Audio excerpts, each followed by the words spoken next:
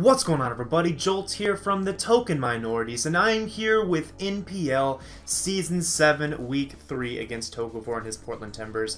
Make sure to check him out. He will be linked in the description below, along with all the other majors coaches, minors coaches, and analysts, as well as some other NPL related links. So make sure to check out all those if you haven't already. Let's go ahead and dive right on into this really tricky matchup, as my opponent Togevoir has Mega Mawile, Latios, which is a Z captain having access to Z Memento, Tornadus T, Alolan Marowak, Diggersby, Porygon 2, Slowbro, Rotom Cut, Amistar, and Alolan Muck. So this is the only team in the league at this point in time that only has 10 Mons on it, so that's one thing, but that doesn't make it any less threatening. In fact, it's actually, in my opinion, the scariest team in the entire league. Mainly due to my matchup. So, Mega Mawile. Alright, this thing is a monster. We unbanned it this season. We thought that, hey, it may not be quite as good this season, or in this generation in draft format. There's a lot more, the Sucker Punch nerf, as well as a lot of other things that can maybe check it better offensively. But, my team, you know, I don't check it very well. In fact, I'm kind of murdered by it.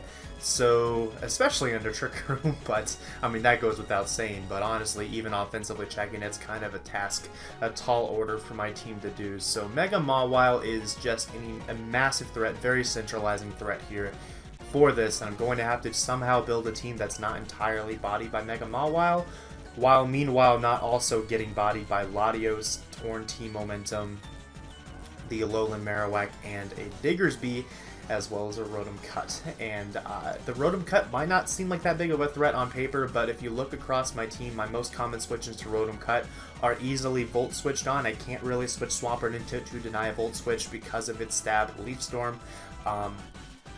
It's very easy for him to Volt turn to a Volt switch on whatever my switch-in is and go directly into a physical breaker, being the Diggersby, maybe the Alolan Marowak, or probably the scariest of them all, Mega Mawile. So yeah, that Volt turn combo, it's hard. It's really tough to deal with. And because of that, I feel like this is a matchup where I need to look at his team and try to figure out the best 6 to 8 Mons that he could most likely bring against me, and to beat those 6 to 8 Mons and basically just try to outplay the rest.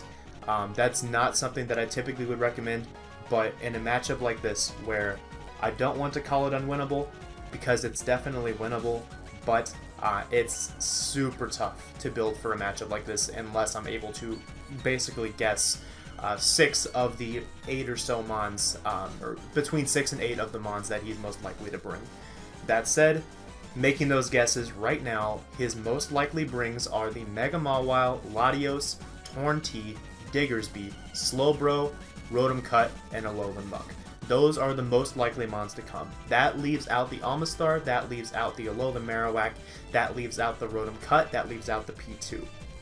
Now, I will say that the Porygon 2 or the Alolan Muck would fill a similar role. They would be a defensive check to special breakers like Mega Houndoom. He could also run something like an Assault Vest Torn T and fulfill that role, and in doing so he might be able to slide down one of those other Pokemon to be a Stealth Rocker, more than likely the Alolan Marowak, as that would also be able to function under Trick Room if he decides to bring Trick Room on the Mega Slowbro, or on the regular Slowbro.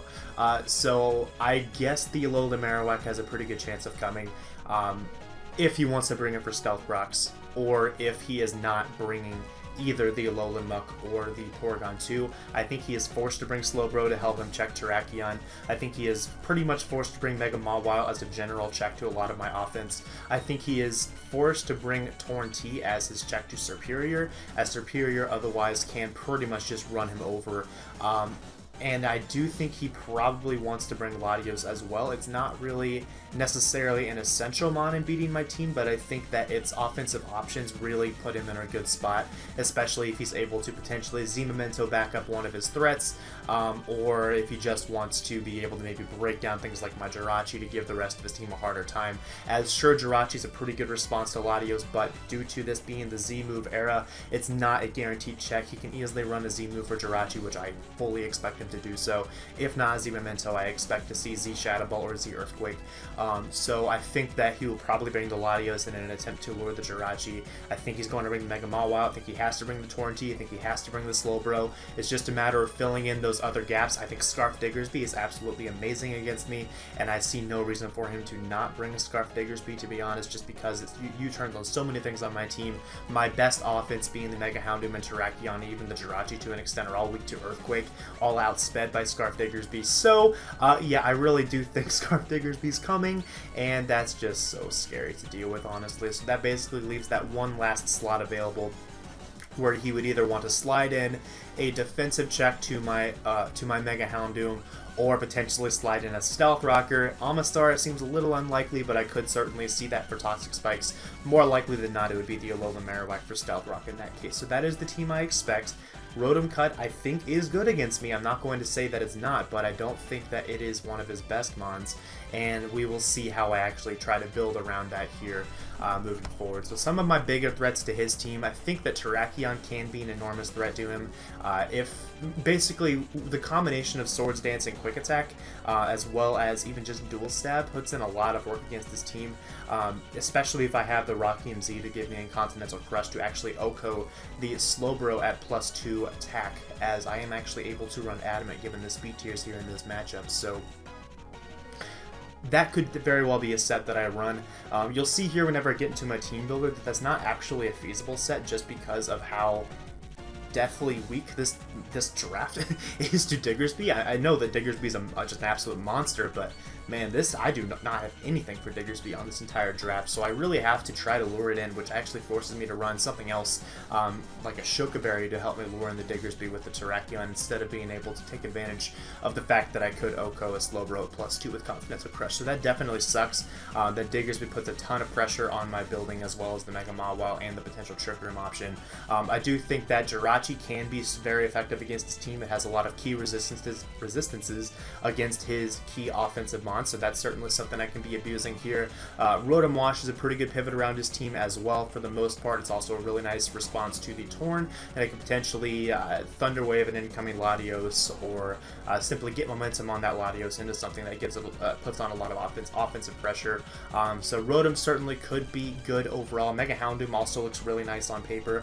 Unfortunately, it does kind of lure in the Scarf Diggersby though after I get a kill, which it really gives me a hard time. So you know, I've kind of already hinted at a lot of the issues here with this matchup. Let me go ahead and show you what I decided to bring for the team. So first things first, we have this Jirachi. Now this is pretty much the MVP of this team. I need this to function. I need this to do exactly what it's built to do if I'm going to have a chance in this game. That's how tough this is. I need this Pokemon to do its full job if I'm going to have a chance. A lot of pressure is going on Jirachi here in this game. This is Reflect, Wish, Iron Head, and Toxic. A very kind of off-the-wall set, but not really if you know me. But basically, this thing's job is to, one, set up a Reflect so that his physical breakers, being Diggersby, Mega Mawile, and the Alolan Marowak, aren't able to just plow straight through my team. Two, I need to be able to potentially Toxic his most likely switch-ins to this, which might include the Porygon 2, which might include the Slowbro, might include the Rotom, I guess, maybe. It might also include the Torrentee if he's a Salt Vest, or even the Latios if he wants to try to make that a switch-in. Seems unlikely, but, you know, it's possible. But Toxic is really nice in this overall, just to have general coverage against him, as well as Iron Head, as the combination of Iron Head and Toxic does hit everything to some extent, which is important, and I do have enough attack investment on this to make sure that I can always break the sub of a 240 HP, 8 defense Mega Mawile, just because I do think sub and or Swords Dance Mega Mawile is the best set against me. So that's pretty nice there, and Wish is there to help keep the rest of my team alive. So I'm bringing double Bulky Waters here in this game, excuse me, and I'll show those here at the very end here of this team builder, but neither of my Bulky Waters necessarily have the best recovery. Rotom has Pain Split, it's okay. Swampert has exclusively Leftovers if I don't want to run Rest. So definitely Wish support is nice for those, and that makes this Jirachi just so important. I don't necessarily need this Jirachi alive the entire game to win, but I need to be able to basically use the full capacity of my Bulky Waters defenses if I want to have a chance of winning this game, and that does require Wish Passing to them at least once, maybe twice, depending on how many of the physical breakers he decides to bring. So Jirachi, of utmost importance in this game. I do have enough EVs to outspeed an Adamant Max Speed Diggersby. Do I expect him to bring Adamant Max Speed Diggersby? No, but just in case he tries to pull a fast one on me, I'm not going to let him do that. So we're going to go ahead and throw in those 80 EVs. I could afford to do so, so that's exactly what we do, and then the rest in max HP and Spadef to help me take hits from Latios as best as possible. So, like I said, MVP of this game, and it's going to help basically be the only thing that keeps my team running. So next up is the Superior. This is kind of a weird set, but basically it's here to give me a switch in of sorts to the Rotom Cut, just in case he does decide to bring it. It's not a great switch into it, it really isn't, because he just Volt Switches on it into something like Scarf Diggersby and forces me out anyways. I know that's a problem, but the fact of the matter is, otherwise I am just blown back by its dual stabs, so that at least gives me an option to switch into Leaf Storms if I need to. This also will allow me to taunt a potential Trick Room coming out of the Porygon 2 or out of the Slowbro. Not that I think he in his right mind he would try to Trick Room in the face of a Superior, but you never know. I'd probably be more inclined to click Leaf Storm in those cases, obviously, but combination of Leaf Storm and Taunt, very, very good against him. Leech Seed allows me to hit the Alolan Muck as well as more quickly wear down the Porygon 2 while getting health back in the process, and then Glares to hit the incoming Torn T, as once I slow that thing down, it is pretty much threat neutralized, as then my Terrakion would outspeed it, and my Jirachi would be able to outspeed it and Paraflinch it to death, hopefully. That's the hope anyways. But yeah, so overall, pretty good against him. Not going to sweep by any means, but can at least give him a hard time to the point where I can maybe chip him down into range of my Terrakion, which is the offensive win condition here in this game. A lot of bulk on this as well to help me take hits from the Latios if need be. It's kind of like a pivot around the Latios just in case he has something to hit the Jirachi super hard, and then a little bit of special attack investment with what was left over. So next up is the Terrakion. This is the one con, like I said before, really wanted to run Rocky MZ to be able to OHKO Slowbro +2 watts. Diggersby with the Scarf, like I said, body bags me, so I'm kind of forced to run Shukaberry, I feel like.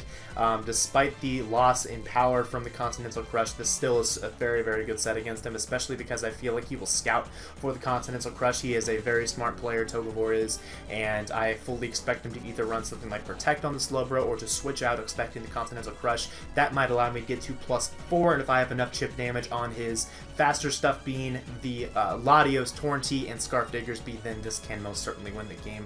That's the idea 100% going in. I'm going to click SD twice in the face of the Slowbro. He'll switch in once on the Swords Dance most likely. I will click it again as it either protects or switches out, and then it will potentially be a game in my favor. That's really the only way I think I can win this game. Unfortunately, I wish I had more options, but that's kind of what I'm going for here with this team, is being able to set up that kind of sweep. So hopefully Terrakion can pull its weight here in this matchup and hopefully get the job done. So next up is the Crobat. Now this set it's pretty much just to have an offensive check to the Torn T. I want to have something that outspeeds it. I can't really afford to run a Scarfer when he has a Mega Mawile, so I did decide to go with a more offensive Life Orb Crobat with U-Turn, Brave Bird, Protect, and Heat Wave. Protect is basically there to just allow me to scout out what he wants to do with the Diggersby, as the only way you should be able to outspeed this is with the Scarf Diggersby, so that I'm just 100% expecting, quite honestly.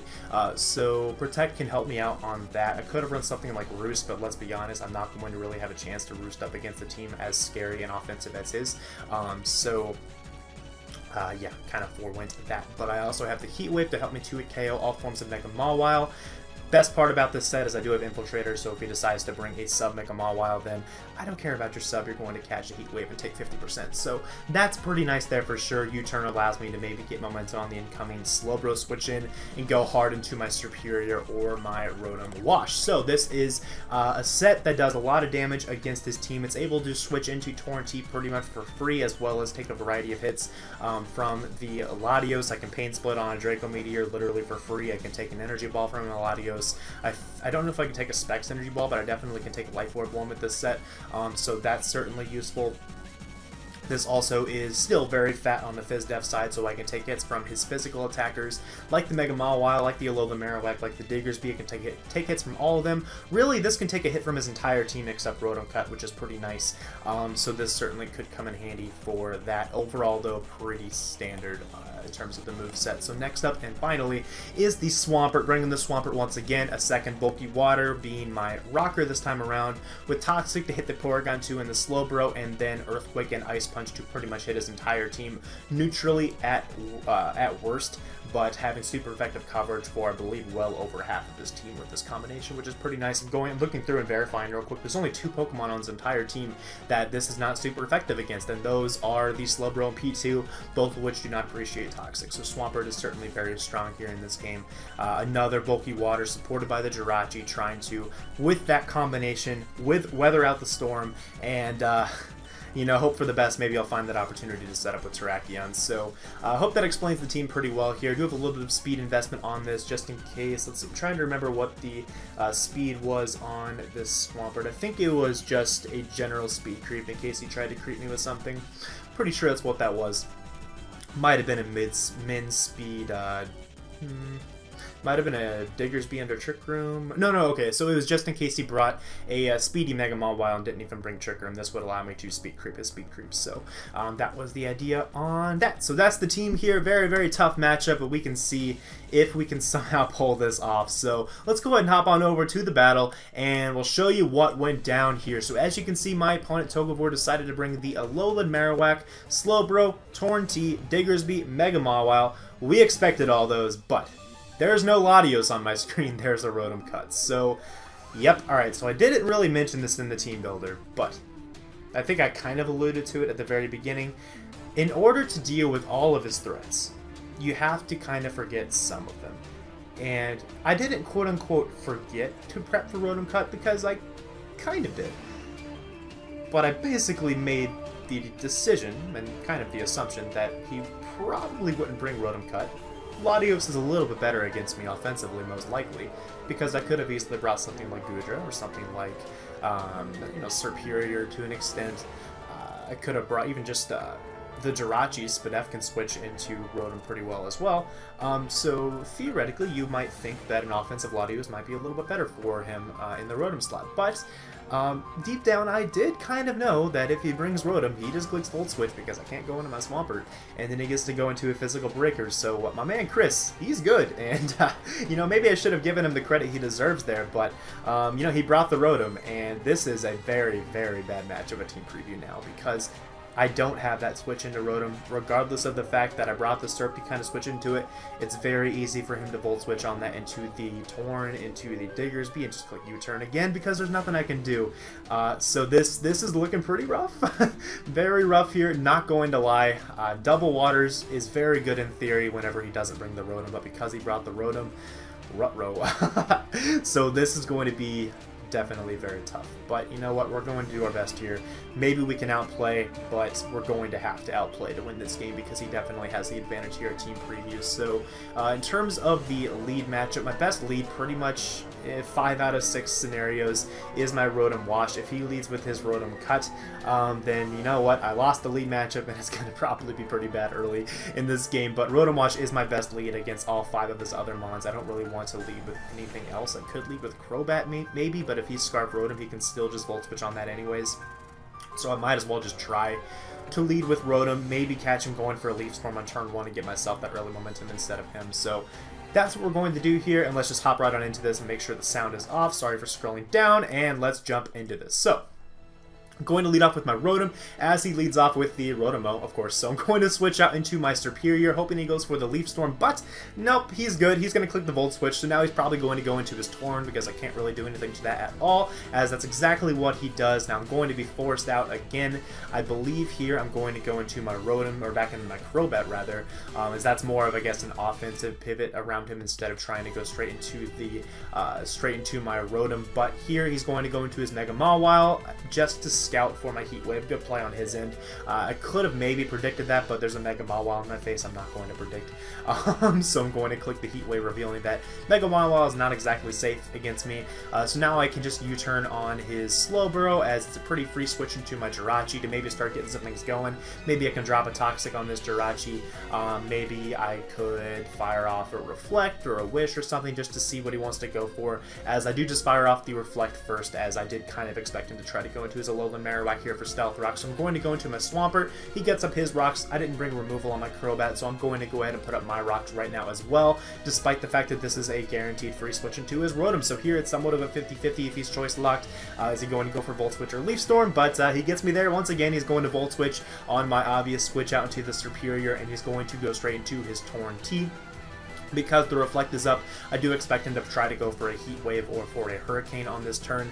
So I'm going to go into my Rotom, hopefully trying to catch him on that, but he makes another good play and goes for Knockoff, so he's just in my head here early in the game, which is pretty unfortunate when it's already a bad matchup in the first place, as he's going to U-turn, continuing to whittle me down here, as I believe I'm just going to fire off a Wisp, expecting the Rotom to come in because I need to get chip damage on this thing. It's just already pummeling my team turn after turn. I cannot do anything against this Rotom, so going to go back into my Serp, as he has a really free Volt Switch. Maybe I could have stayed in there and predicted that, but I don't know, man. Like, it's just a bunch of 50-50s. I'm trying to catch him over predicting at some point, but he's just getting him right every single time. And now I'm basically forced to sack because Diggersby is inside, and I wanted to see if it was indeed Choice Scarf. So he is indeed Choice Scarf, takes me out with the U-turn, and I lose my Superior. Not like I really had a true switch into this thing anyway, so it's not the worst thing in the world to lose Serp. That's probably the most expendable mon here on this team. As here, I guess this is a misplay on my end. I didn't really have a switch in. I needed to make sure Jirachi still had leftovers to have any chance of winning this game, but now that he's tricked me the Choice Scarf, it's just like, okay, now what do I do? Like, seriously, now what do I do? Because I need a Jirachi to win this game, obviously. I've already mentioned that many times in the team builders, so with Jirachi Choice Lock, this is... oh boy! Now we're basically fighting for differential, I feel. So now I'm going to go into my Jirachi, just so I can switch up my moves again, as now I am choice locked, as he's going to go into his Marowak. Again, I'm going to be forced to switch out into my Swampert. I do have the Reflect up, so I should be able to take any hit relatively well, but that still does 22% behind the Reflect, so that's pretty painful. But here I'm going to, I believe, go for the... I believe I go for the Earthquake here, despite the fact that... oh, we'll go for the Ice Punch, just in case he wanted to go into the Rotom again. So again, he just gets me on that turn too, so I mean, good on him. He's just in my head in this game. So here I'm going to go back into my Jirachi, because I really don't have the best responses to this. I could try to go back into Rotom, I guess, if I really wanted to, but I try to go into Jirachi here, just because the more switches I can get into Jirachi, the more chances I might have to do what my team is designed to do, as now I'm going to... I believe, okay, so I went into Jirachi on that turn just in case he went for Toxic. I remember on that now. But there he goes for the Skull as I go back into my Rotom, knowing that it was probably safe. He probably wasn't going to go for a Toxic on that turn. Now here I'm going to Volt Switch on the incoming Rotom, which is pretty nice. I have a little momentum going on my end, but mine is just far, far... less potent than his really was here in this matchup. So full credit to his prep on that, but like I've said, this was very, very tough. Nearly unwinnable, I think, even from the beginning of the prep stage. So here I'm going to go into my Swampert on the Marowak. There's a chance that I outspeed this, and I do, but I expect him to go into the Slowbro there. You know, he gets me again. So I'm losing a ton of 50-50s in this game, which usually, I don't lose that many of them usually. This has been like 100%, I think. I think I lost 100% of the 50-50s in this game so far. So yeah, getting bodied a little bit as I'm going to be forced out by the Rotom. Nope, I tried to catch him going for the Volt Switch, but that really didn't work out either. So going to lose the Swampert to the Rotom as well. This has just been a huge thorn in my side, as here I'm going to maybe make my first attempt at going for game. I'm going to just click SD here as he clicks Volt Switch, so good on him. Here he's going to go into his Diggersby to try to offensively check me, and I'm like, yes, I think I've got him. Oh god, and he actually scouts for Sugar Berry too, so like, man, I guess he just expected everything that I brought here, which, you know, I guess good on him. I was kind of expecting him to be more concerned about the Continental Crush option with this, but he did have the Rotom as a free sack. I guess he thought that because I was willing to go for SD in the face of the Rotom that I probably had a Shoka Berry, as I already knew that he was a Scarf Diggersby. That's probably his thought process, and that's why he was able to sniff out my lure. But, you know, as unfortunate as it is, we're in a really, really bad spot. But, you know what, it's actually only 4-3, despite how awful this has been going, so maybe there's some kind of miracle we can pull this off with. So I'm going to fire off the Wish with the Choice Lock Jirachi. This gives me a chance to either heal up my Rotom or heal back up my Terrakion. I do choose to heal up the Rotom, as he makes a nice play and Toxics that switch in, as it was very obvious, so good on him there.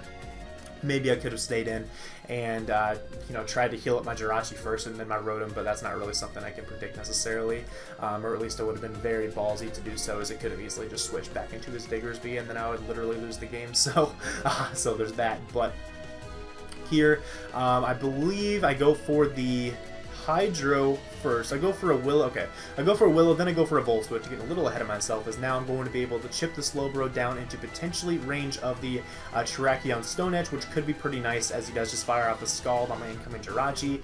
So now with the Slowbro potentially in range of my Terrakion, what I'm going to do is go into Terrakion, click SD, expecting him to potentially switch out, as, like I said, I need to be able to get up to +4 to have a chance to win this game, but he does Scald and burn me, so that's pretty rough there. If he did not burn me, what I would have done is gone for a second SD on this Protect that he inevitably would have gone for, because he probably still expects me to be Rocky MZ, but unfortunately, because he got the burn, I'm not really able to flex and make that play, so even so, though, I think the only thing that would have really been my saving grace is if I had crit the Diggersby. The Diggersby was outside of range of +4 Quick Attack, even if Adamant. I needed to get +6 to be able to OHKO, and there was no way I was going to be able to do that unless he just made some sort of tragic choke, which I don't think he would do. But fortunately, we're able to actually knock out the Slowbro there by, I guess, finally winning a 50-50 in this game. It took until like turn 37 of 38 to win a 50-50, but we did do it. But yeah, that was rough. So, good game to Chris. This game was... The matchup was very hard. I'm going to stop complaining about the matchup, though. He prepped very well. He basically brought the one Mon that was the X factor that this team could not deal with. And you know what? You can't win them all. That was very, very tough at Team Preview, though. I think I might have been able to win. If I won 1 or 2 more 50-50s in the early game, it might have been closer in the end, but he still had a full health Mega Mawile, and he still had, honestly, the biggest threat to my team in this Scarf Diggersby at 82%. I don't think I was winning this game anyways, just looking at Team Preview, but I think, in a sense, we are fortunate to be able to get the differential down to 3. It could have been a lot worse, I think, with how bad the preview looked. But still not too great, because a loss is a loss. We do move down to 1-2 after losing last week to Cheese. We're down to 1-2 -2 differential, which isn't too great. Definitely not where I wanted to be at week 3, but you know what, we'll try to bounce back from that. So our next game is against Aberforth, a fellow TTN member who hasn't uploaded on TTM in a really long time. Probably should get on him for that. But that is who my next game is against. Definitely looking forward to that one. He has a pretty cool hyper-offensive squad with like Tapu Koko, Mega Scizor. He's got Sneasel and Salamence with the Z Crystal. He's got a lot of cool stuff on his team, so certainly looking forward to that. We always have very close games here in draft format, so should be a good one for sure. So thanks for watching, guys. Hope you did enjoy. Sorry this was a little bit of a bloodbath on my end here this week, but you know, I did the best I could. So thanks for watching, and I will see you all next week. Peace.